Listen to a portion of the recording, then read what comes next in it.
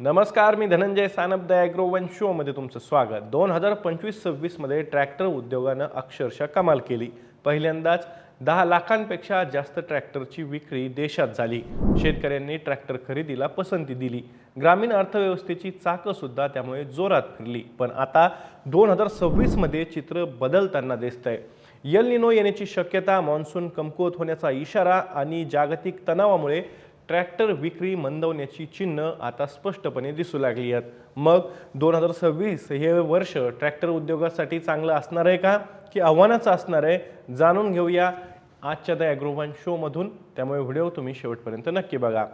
तर 2025 मध्ये ट्रॅक्टर उद्योगानं दमदार कामगिरी करत 10 लाख ट्रॅक्टर विक्रीचा विक्रमी टप्पा गेल्या वर्षी ओलांडला। त्यामुळे ग्रामीण अर्थव्यवस्थेला चालना सुद्धा मिळाली। परंतु 2026 मध्ये मात्र ट्रॅक्टर विक्री मंदावण्याची चिन्ह असल्याचं मत उद्योगातील जाणकारांनी व्यक्त केलंय।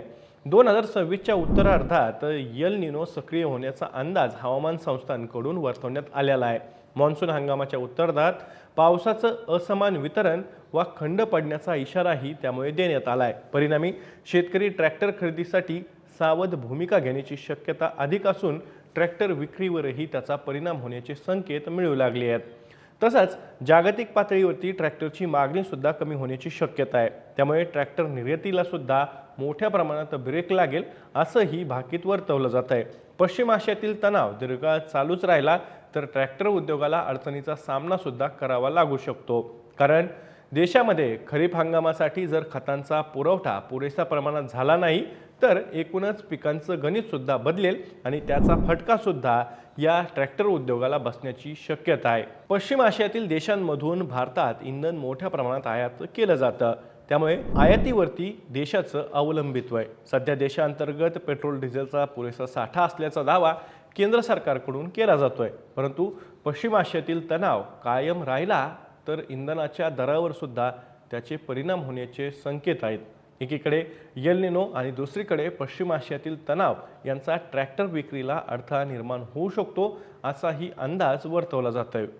फेडरेशन ऑफ ऑटोमोबाईल डीलर्स असोसिएशनच्या आकडेवारीनुसार 2025-26 या आर्थिक वर्षात ट्रॅक्टरची किरकोळ विक्री सुमारे 10.50 लाख युनिट्स इतकी झाली। मागील वर्षी ही विक्री 8.22 लाख युनिट्स इतकी होती। म्हणजेच यात जवळपास 19% वाढ झाल्याची पाहायला मिळालं। ही वाढ मुख्यतः चांगल्या पावसामुळे, रब्बी पिकांच्या सुधारित पेरणीमुळे आणि शेती क्षेत्रातील एकूण प्रगतीमुळे होत असल्याचं सुद्धा उद्योगातील जाणकार आणि तज्ज्ञांनी मत व्यक्त केलं आहे।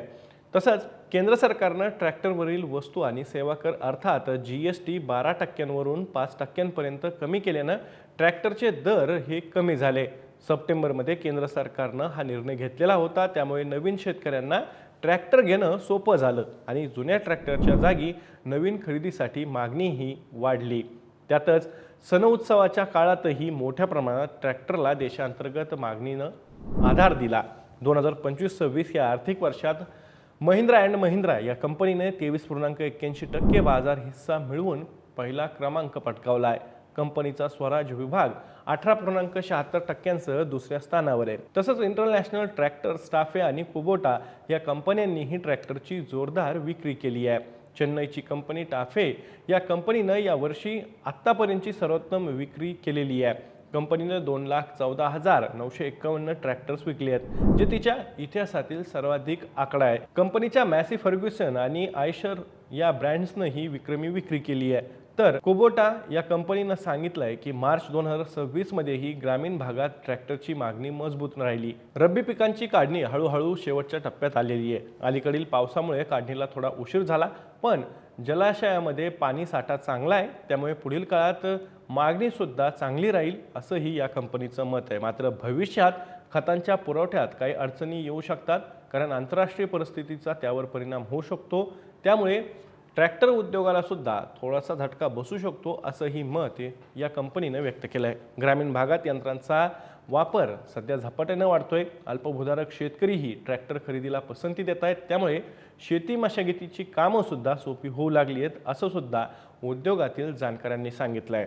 खरं तर 2025 या वर्षानं ट्रॅक्टर उद्योगाला भरभरून काही दिलं। आता मात्र 2026 मध्ये एल निनो आणि जागतिक परिस्थितीमुळे एकूणच ट्रॅक्टर उद्योगाला काहीसा ब्रेक लागण्याचा अंदाज जाणकारांकडून व्यक्त केला जातोय। मी या माहितीसोबत तुर्तास इथेच थांबतोय। तुम्हाला ट्रॅक्टर खरेदीबद्दल काय वाटतंय? 2026मध्ये ट्रॅक्टर खरेदीला शेतकरी पसंती देतील का? तुमचं मत जे असेल ते कमेंटमध्ये नक्की कमेंट करून सांगा। मी दररोज संध्याकाळी 6 वाजता ॲग्रोवनच्या यूट्यूब चॅनलवर शेती आणि शेतकऱ्यांच्या हिताचे मुद्दे घेऊन असतो, त्यामुळे तुम्ही अजूनही ॲग्रोवनच्या यूट्यूब चॅनलला सबस्क्राईब केलं नसेल तर लगेचच सबस्क्राईब करा। व्हिडिओ जास्तीत जास्त शेतकऱ्यांपर्यंत पाठवण्यासाठी व्हिडिओला लाईक आणि शेअर नक्की करा। आपण पुन्हा भेटू, तोवर तुम्ही तुमच्या आणि तुमच्या जवळच्या माणसांची काळजी घ्या।